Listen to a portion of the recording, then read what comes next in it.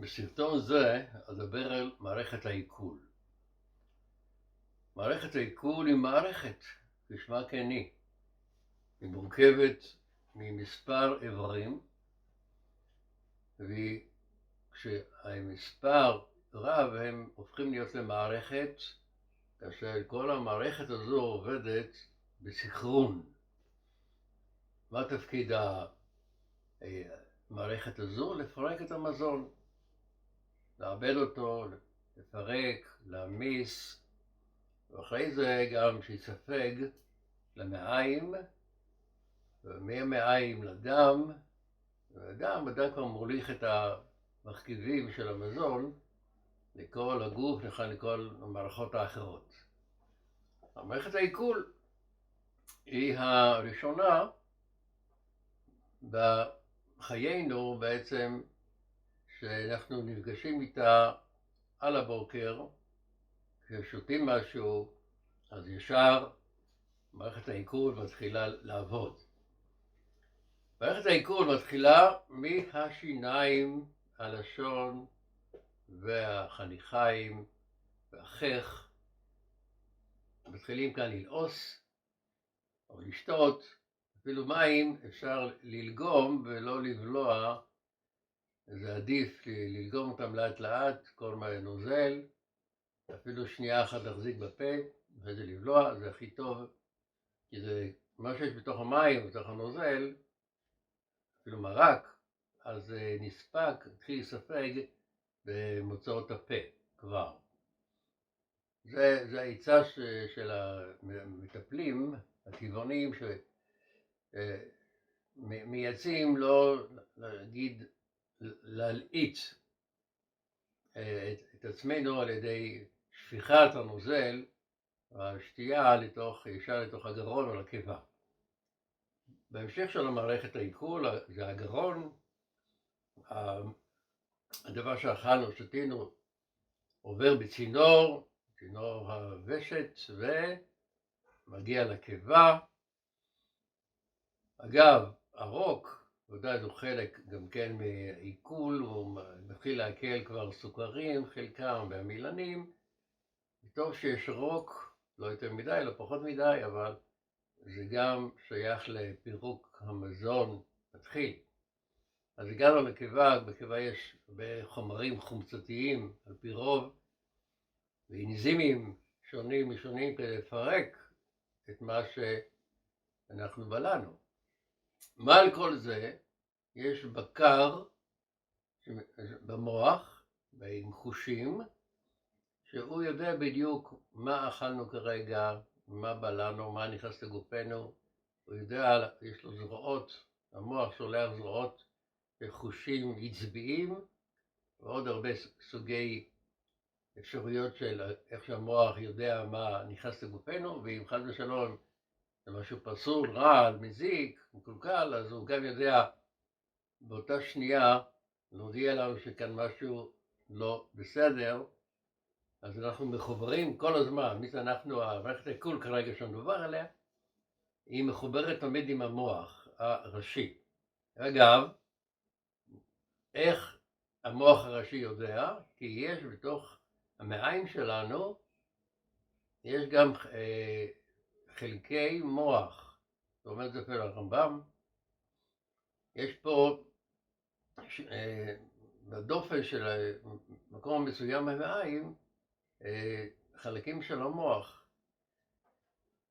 כמו שתפקיד המוח, אז הוא גם מעלה תפקידים גם כשהוא נמצא בעיכול. לכן הרבה אנשים מרגישים וחושבים דרך העיכול, דרך הבטן מה שנקרא, והם לא יודעים, או שאפשר ידעו שאנחנו חושבים גם, אפשר לחשוב גם דרך הבטן, מערכת העיכול, הקיבה. זה נעשה אוטומטית פחות או יותר, ומי שמודע לעצמו יכול גם לאמן את עצמו ולדעת איך לחשוב, מה לא לחשוב, גם באמצעות המוח או חלקי מוח שנמצאים במעיים בתוך מערכת העיכול. אז זה זה גם הגשה שמקשר בין המוח העליון שלו בראש לבין המוח התחתון שנמצא במעיים, והוא מיד יודע לזהות איזה מזון נכנס, חם, קר, מלוח, חמור, טעמים, איזה סוגי חלבון, המילה סוכרים וכולי. אז קודם, בלענו ויש מידע כבר במעבד הכללי שאיזה מסוג מזון הגיע לקיבה. הקיבה תפקידה לעכל, לפרק, להעמיס, להפוך את הביסים שלא הספקנו עם השיניים ללעוס היטב היטב. גם כי צריך להעיר שכל מזון צריך ללעוס אותו עם השיניים. הדק, כמו שאומר כתוב הרמב"ם, הופך להיות דייסתי בפה. ביס יבש בסביבות 40 לעיסות, ביס עם אוכל יותר נוזלי, אז פחות, 20 לעיסות, 10 לעיסות, אבל לתוך הקיבה, באמצעות הוושט, צינור הבליעה, חייב להגיע לקיבה כמו מזון נוזלי, כמעט נוזלי, דייסה כזה. מי שלא, כלומר מי שבעלה מהר ולא לעשות מספיק, אז הקיבה צריכה להתאמץ, היא חייבת להעביר לשאר המערכת אוכל נוזלי. כלומר כל המאמץ עכשיו הקיבה תעשה, ולפעמים היא מתאמצת וגם מכאיבה לנו. וכאן אני עושה סוגריים, אומר שיש מחלות שאנחנו סובלים, בני אדם סובלים, מערכת העיכול העליונה, כמו שעכשיו דיברתי עד הקיבה, כלומר יש סבל או התקינות של שיניים, חוסר שיניים או שיניים לא תחנות היטב, חוסר רוק מספיק, הטעמים, לא חשים את הטעמים כי הקורונה או משהו אחר קלקל את חוש הטעם, גם חוש הריח שותף למערכת העיכול, גם זה צריך להוסיף לכם, כן, אפשר להריח איזשהו מזון ולדעת אם קיבלתי אישור לבלוע אותו או לא. המוח מאבד את נתוני הריח ואומר לנו חיובי או שלילי. גם זה נכנס לתוך המערכת. כמובן, אנשים סובלים גם מאכילה מהירה, או אכילה איטית מדי, או חוסר בליעה, קשה לבלוע כי יש כאן איזה מחסומים בוושט, צריך לטפל בזה גם כן. ויש חומצות שעולות מהקיבה וסובלים מסרבת. כל זה שיש בעיות שיכולות להיות בתוך מערכת העיכול ההתחלתית, העליונה. כמובן, הקיבה עצמה גם כן היא יכולה לעשות בעיות, להיחלש, לעבוד ביתר תוקף, להיות עצבנית, לעבוד שעות יתר, להפריש יותר מדי חומרים שמסיס את המזון, או פחות מדי חומרים כאלה אנזימטיים. וגם יש אולקוסים, כאלה פצעים, או דופן הקיבה, פצוע מהיסטוריה שקדמה לכך. היא יכולה לאחסן רעלים שונים, הקיבה הזו, רעלים מתוך המזון, שלא מפורק דיו, והקורטיזול, שהוא גם רעל תוצאה מאי-עיבוד טוב של המזון, ועוד תוספת של האורגניזם שלנו לתוך הקיבה. אז יש מחלות קיבה, גם כן, ואפשר לטפל בהם, בעזרת השם. לכן הסרטון הזה, כדי לידע אתכם שזה ניתן לטיפול, החל ממערכת הלעיסה, פה למעלה העליונה, כל הבעיות שיכולות להיווצר, גם בגרון, בוושט, עד הקיבה. זו התחלת המערכת, נמשיך הלאה. מהקיבה מתפזרים סוגי החומרים לכיוונים שונים. לכיס המרה עוברים חלבונים שונים ושמנים. סוכרים רובם עוברים ללבלב ולכבד. יש תסריון, שזה מעי כזה עיוור שאין לו מוצא, הוא לא זורם הלאה, אלא הוא מאחסן כל מיני פסולת שבלענו אבל ידענו שזה פסולת, או שהגוף החליט שזה פסולת. יש לו מחסן, כמו שלכם בבית יש לו מחסן עם כל הזבל, מלכאות, אז כלומר דברים אינם צריכים כרגע, זה התסריון או המחסן של הגוף. יש המים הדקים. המים הדקים, אורכם זה 8 מטר, ושם נעשית רוב העבודה העיקרית בתוך המעי הדק הזה. למה הוא דק? כי להבדיל ממעי גס, הוא רחב יותר, אז הוא כלפיו הוא דק.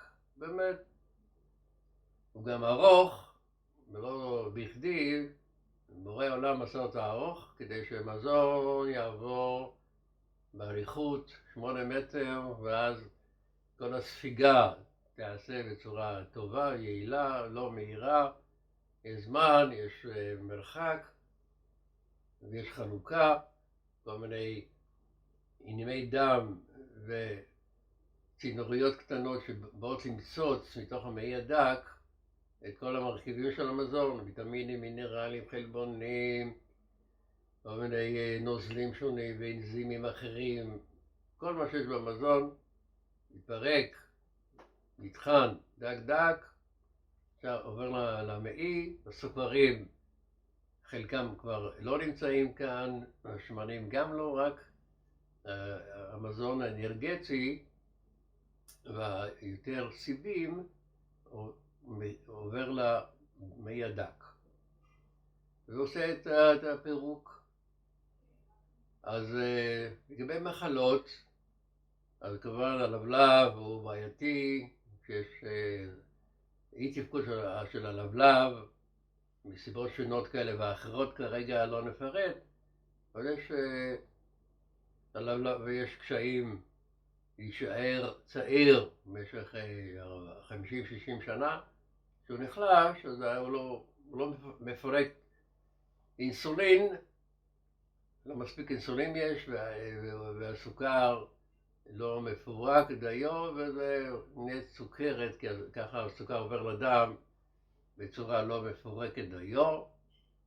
אם חס ושלום הכיס מרה, יש שם בעיות, אולי אבנים שנוצרות עם הזמן, משקעים, וגם ישנה סיבה לכך, אפשר לטפל בזה, גם הלבלב, ניתן לטפל בצורה טבעית, כל זה כמובן בהשגחה ובידיעה ובמקצועיות איך לטפל באיברים האלה, בכל המערכת העיכול הזאת, שאחת קשורה לשני. כל איבר ובלוטה קשורה בשרשרת כזו, אחד אחרי השנייה, עד שמגיע המעי הגס והכל נפלט החוצה. אבל אנחנו כאן במחלות שיכולות להיות בכיס מרה,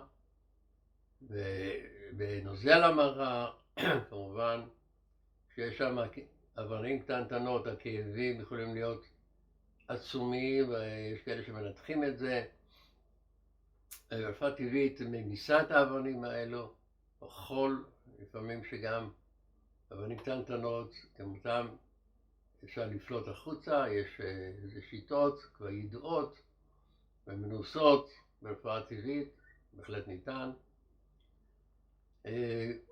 יש את הכבד, כמובן הכבד הוא איבר שמנקה בעיקר, מנקה פסולת, מנקה פסולת שיש במזון, גם הדם מתנקה, הכבד מנקה את הדם, בחלקו בהחלט הוא גם מפריש הרבה אנזימים לטובת פעולות פונקציונליות של המזון שמתלכד, הוא מתחבר לגוף, לתאי הגוף שלנו. הוא גם מטפל חלק בסוכרים, חלק בשומנים. הכבד הוא איבר מאוד נכבד ביותר, כשמו כן הוא מלך. הוא מלך הגוף התחתון, המוח הוא מלך של הגוף העליון, והכל מחובר בפיקוח של מעבד מערכות הגוף. זה המוח שלנו והמוח התחתון שנמצא במעיים, כמו שהזכרתי. גם הכבד בפיקוח, הוא מקבל פקודות מהמוח, מה לעשות, מתי לעשות, איך לעשות. הוא בעצמו, יש לו גם פעילות עצמאית כמובן, אבל הכל בהשגחה, והכל מסוחרן למטרה אחת, להפוך את המזון, את השתייה, וכל מה שנכנס דרך הפה, להפוך את זה לאנרגיה שנוכל לתפקד. זה תפקיד המזון, לתת לנו כוח לתפקד, לעשות מה שצריך לעשות, כל אחד בעניינו, שקבל דלק טוב, כמה שאפשר, אוקטן גבוה יותר, יהיה ב-98, אפשר להגיע ליותר אפילו, אם אוכלים אוכל בריא, אורגני, ובצורה נכונה, ולא עושים היטב, ודואגים שמערכת העיכול בכללה תהיה בתפקוד יעיל. איך דואגים? נבדקים מדי פעם. יש הרבה שיטות איך, אני מלמד, שיטות איך לבדוק מה שלום הכבד, מה שלום הלבלב, שאר האיברים, אם מרגישים אותות מהגוף עצמו, איזה כאב, איזה קצות, איזה צריבה, איזה אי תפקוד, איזה בטן תפוחה, עוד כאלה סימנים, אז זה גם כמראה שאתם צריכים ללכת למטפל, וזה טוב מאוד, כמו שמכונית הולכת לטיפול מדי איזה מרחק מסוים, וגם אדם, או שיודע לטפל בעצמו, זה הכי טוב. אם לא, אז הוא מקבל שירותים מנטורופטים, נטורולוגים, מטפלים טבעיים, ואז מתקנים את השגיאות שאדם עשה, עם כוונה, בשוגג או לא. כל איבר שהוא, מתחילת נתחיל מהקיבה, עדיף מהקיבה, וכל שאר האיברים, הלבלב, הכבד, כסמרה. יש גם קלשה, יש איזה כזה שק קטן ליד המעיים, הוא גם כן איבר, ויש לו תפקודים מעטים, אז נדלג עליו, והמעיים הדקים. ועכשיו הגענו למים מגסים. מגסים זה כבר הכל הפסולת שהגוף לא צריך. איך יודעים שהגוף לא צריך? יש מוח שעושה סינכרון, עושה ביקורת, מה נשאר במי הדק אחרי הטיפול, בכל מקום, בכל איבר מה נשאר, ומה שלא צריך אז נזרק החוצה לכיוון המעי הגס. מעי הגס הוא מקיף את כל מערכת העיכול מבחוץ, מולקו כמטר בערך, והוא באמת רחב, וכל תפקידו לאט לאט להוציא את הפסולת החוצה, שלא תישאר חס ושלום בגוף, כי פסולת זה פסולת. בדרך של כל השאריות האלה שנוסעות לכיוון החוצה, אז יש צינוריות ונימי דם מוצצים כאלה שדבוקים אליו מבחוץ, והם מוצצים את הנוזלים. כל מה שנוזל, כל מה שמומס והוא נוזלי, אז הוא יוצא החוצה עד שהצואה מגיעה לכיוון היציאה כבר במצב לא נוזלי ולא מוצק, בדיוק מה שצריך לצאת. ואז נוצר לחץ למטה כדי לגשת לשירותים ולפלוט הכל החוצה.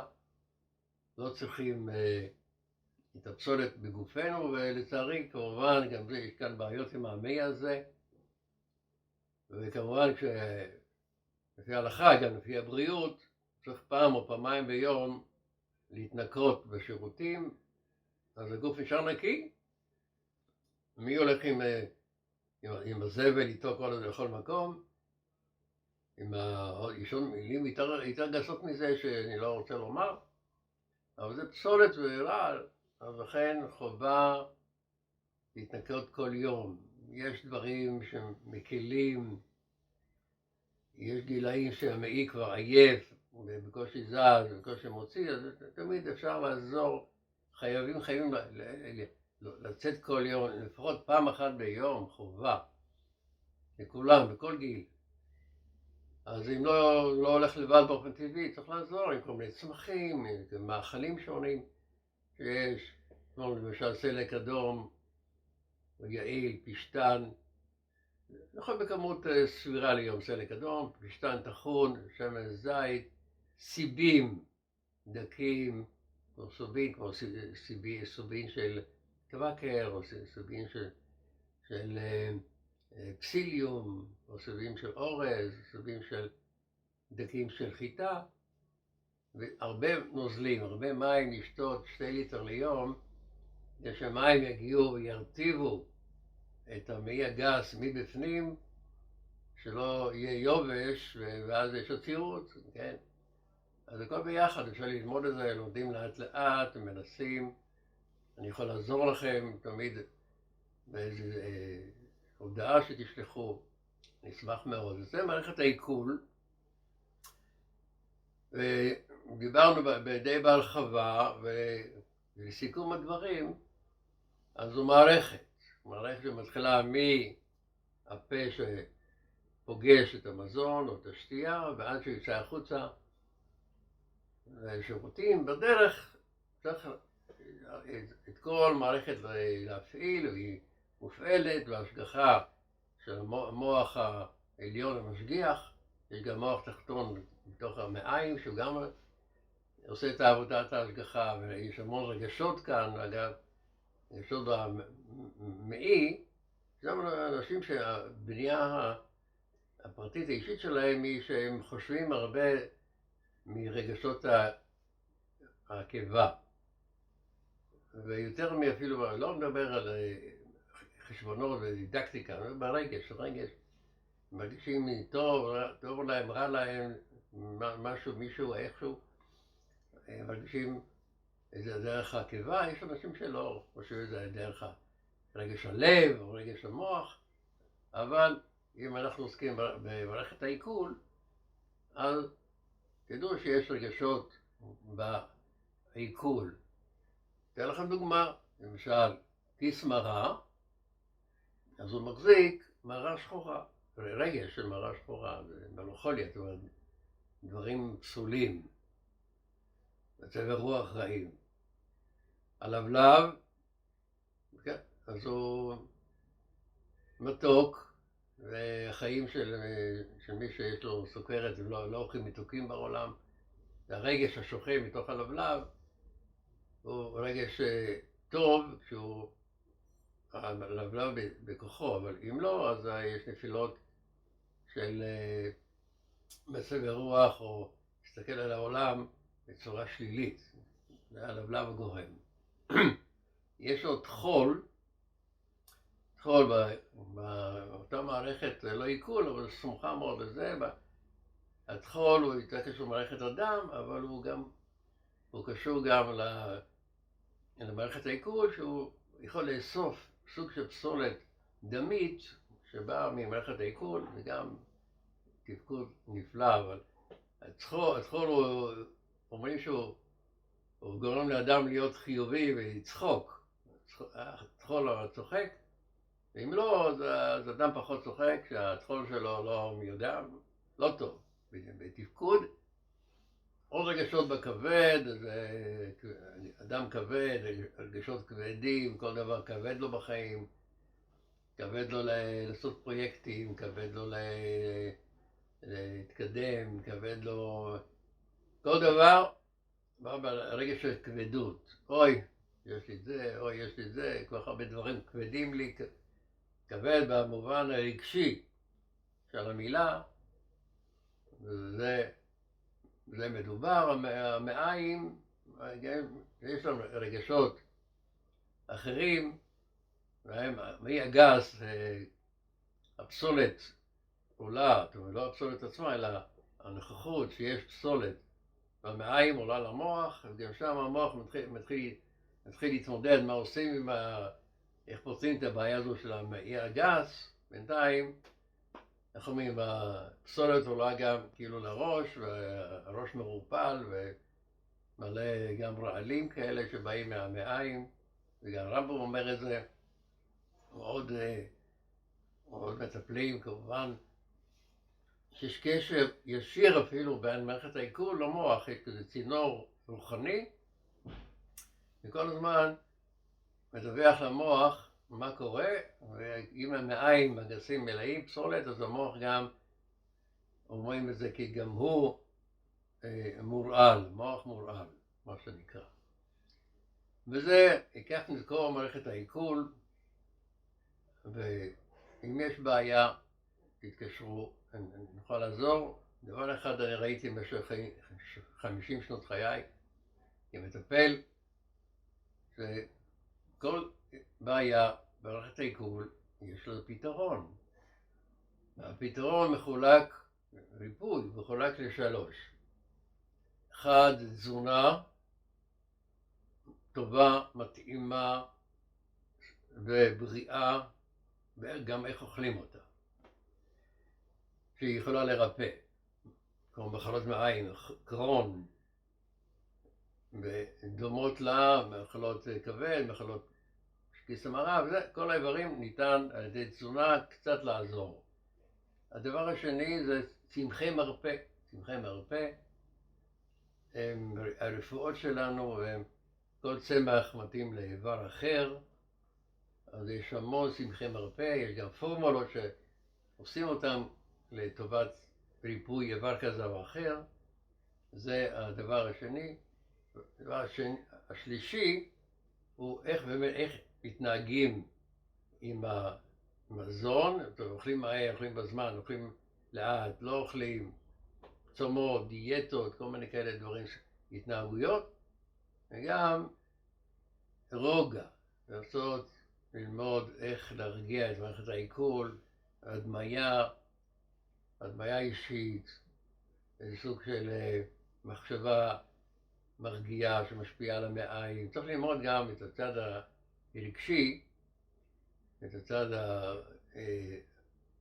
הרוחני, גם שמפעיל את מערכת העיכול, ולהרגיע אותה מתוך העצבים שלנו, מתוך התנהגות לא נאותה כלפי מערכת הזו. היא לא מרבל בטון, המערכת שלנו. צריך להתייחס אליה גם לפי ההלכה וגם לפי צורת הרפואה הטבעית, הנטורופטית, איך לאכול, מה לאכול. זה חשוב. בהתחלה, כשאנחנו צעירים, אז הכל נטחן, כמו מיקסר שטוחן אבנים, אבל החכם עיניו בראשו, רואה את הנולד, רואה שככה זה לא יכול להמשיך, התקלקל. אז כשהוא נהיה יותר מבוגר, 30, 40, אז הוא מתחיל לחשוב מה באמת, איך להתנהג עם מערכת העיכול שלו. כל מי שמקדים תרופה למכה, אז כמובן אני איתו, עד גיל מבוגר, כמה שהשם נותן. במערכת הזו תפעל כיאות, היא בעצם הופכת את המזון לאנרגיה וכוח, אז העייפות תהיה פחות, המשקל יהיה מתאים, התפקודים של חס ושלום, כאבים או מחלות מעיים לא יהיו. לא, כששומרים על מערכת הזו, עיכול, בצורה שכאן הסברתי, אז תהנו ותהיו בריאים יותר, ויהיה לכם טוב, עוד יותר טוב, ואם תעשו לייקים, אז יהיה עוד יותר טוב. תודה רבה, בשורות טובות.